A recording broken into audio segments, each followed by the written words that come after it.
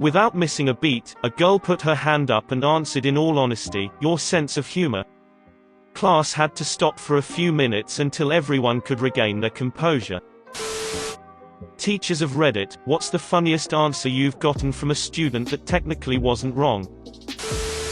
I asked, when is a time you have used integrity? He wrote down, I wash my hands after going to the bathroom, even if no one is in there. Not a teacher, but a fellow student once answered, in the head, to the question, where was JFK shot? Instead the intended answer of Dallas. Not a teacher but someone told me this. What side of the road do people in France drive on? Miss, they drive on both sides. In 7th grade on a test the question said, why do some people see some technology as positive, and others see the same technology as a problem? And the kid simply put, because some people are Amish. My sweet little 7-year-olds overheard a 5th grade boy say, don't be ducking stupid, to his friend. They look up at me, eyes wide, and say, ooh, he said, stupid. Teaching English to middle schoolers in Korea, asked, okay, what's another way you can express surprise in English? After going over expressions like, no way, are you serious? Are you kidding me? Kid yells from the very back of the room, what the duck? Why are you late? The bell went off before I got here. In grade 9 English we were studying The Hobbit. Our bonus question for the test was, what word does Gollum never say? The answer of course was, I, but one kid put down, pumpernickel, and the teacher was like, damn. You're right. Have a mark. Edit, sigh. Guys, this was a bonus question meant to give you an easy mark, which it did as he gave the guy a point for pumpernickel. Had it been a more hobbity question it would have just been included in the main exam. He also asked about the 1994 Stanley Cup playoffs and Dr. Seuss's The Lorax. The main body of the test was much more academic. I teach English to Vietnamese kids. I asked what is the population of Vietnam? The kid quickly surveyed the room and said, more than 15. This guy is going places. The assignment was, write the following numbers in all letters. The kid answered, 3, 4, 15, 16, 21, 22, and so on. I gave him full points. Physical ed teacher here. I always wear shorts teaching. Parent-teacher conferences roll around, grade 1 student comes up to me with her parents. Mr. P teacher, I've never seen you wear pants before. I've never responded quicker to a comment before in my life to clear that up. Reminds me of when my wife worked in an undisclosed location women's shelter. My daughter wanted to see where mommy worked but we could never go. I was picking up my daughter from school when she said, in the middle of the crowded school hall, Daddy, can we finally go visit mommy in the shelter? I worked in a special needs class for a year and there was the one kid with a textbook case of Asperger syndrome. Very bright, very tough nut to crack. I tried to tell him a corny joke once and he was not having it. Why did the chicken cross the road? He likely had business over there or was compelled by force. Well, okay, easily my favorite memory of that class. College professor, teaching developmental psychology. At the end of the semester, I asked all the students to write down the most interesting or important thing they learned. One wrote, babies are stupid and old people still have sex. It's not wrong. Kinda covers the lifespan.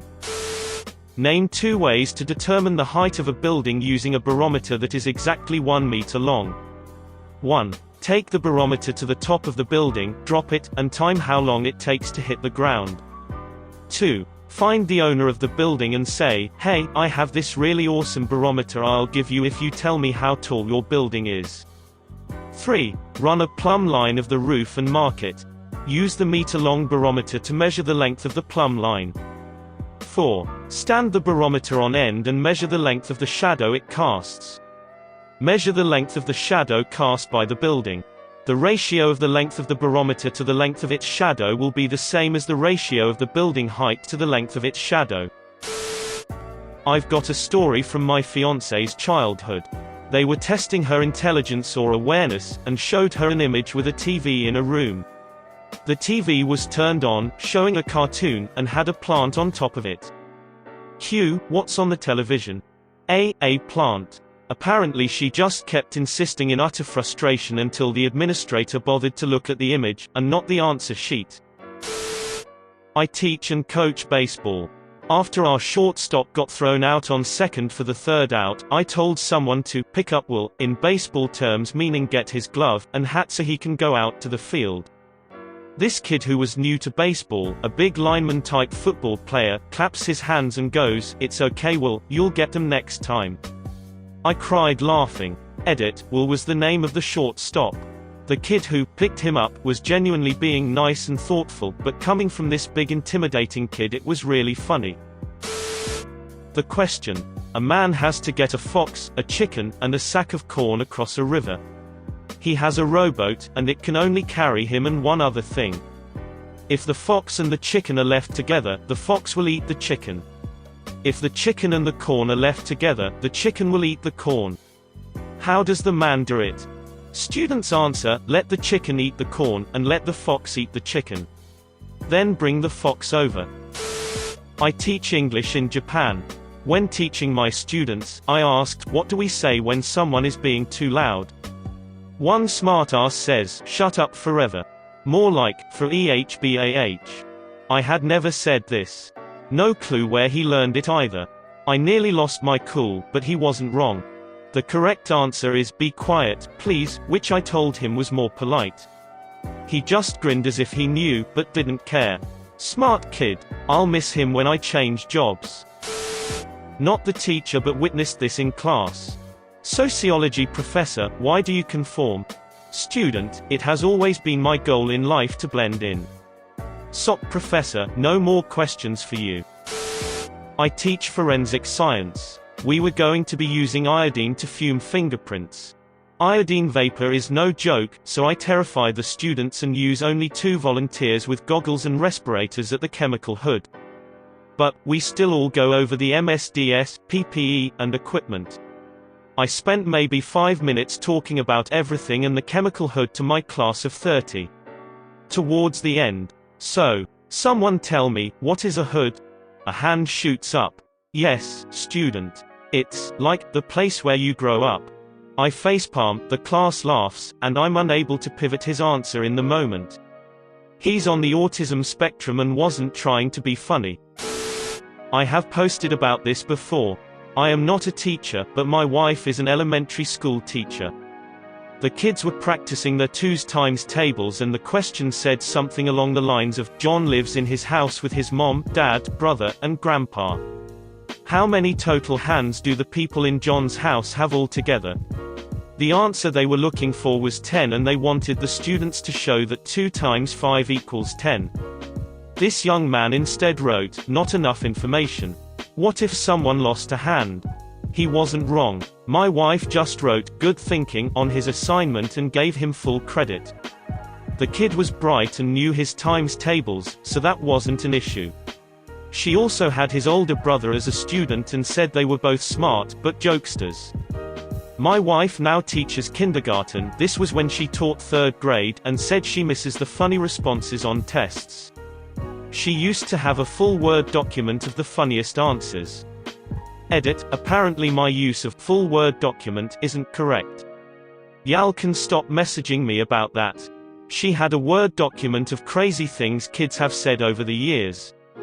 I don't think she has it anymore. Not a teacher but just a witness to this hilarity.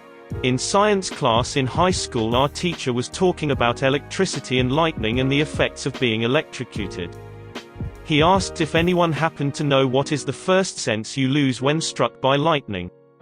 Without missing a beat, a girl put her hand up and answered in all honesty, your sense of humor. Class had to stop for a few minutes until everyone could regain their composure. Edit, apparently, electrocution specifically refers to death by electricity, so in the future when I tell this story, I will remember to refer to it being shocked. Okay, so this story totally doesn't translate to English, but I will give it a shot anyway. In German there is this little drawing game called Das Haus vom Nikolaus, consisting of drawing a house without lifting the pen or drawing the same line twice. Well, the act of drawing something without lifting your pen is called in einem Zug zeichnen, which literally translates to drawing in a train. So yes, one kid actually drew a house in a train. Asked, what is the moral of the story, the little engine that could? Answered, don't pick up hitchhikers. To refresh your memory, the engine had trouble getting up the hill because he had taken on several more passengers due to the train breaking down. Not a teacher, but something my brother answered for homework. My brother was in year 1, and his homework was to draw a balloon blown up. He drew a picture with lots of squiggly shapes spread out across the paper. He took it as the balloon blew up, like a bomb, so he drew the leftovers of an exploded balloon. His teacher loved it and gave him full marks. Like and subscribe for more funny, interesting, and scary r/ask Reddit videos.